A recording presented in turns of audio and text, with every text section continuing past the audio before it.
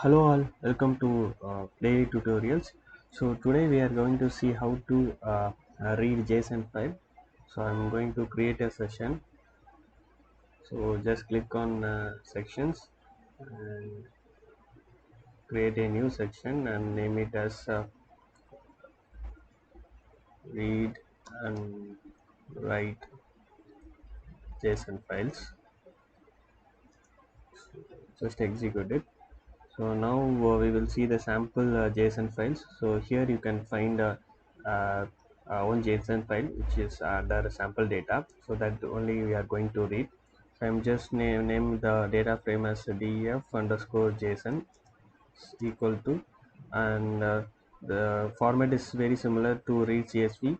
So pd dot read underscore JSON, then parenthesis single bracket, and give this JSON path. So then execute it.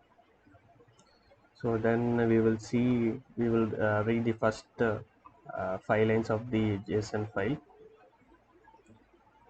So we are using head function to see first 5 rows, and you can see there are 3 columns, series X and Y. So we are going to read the shape of the JSON file. So it has 44 rows and the 3 columns.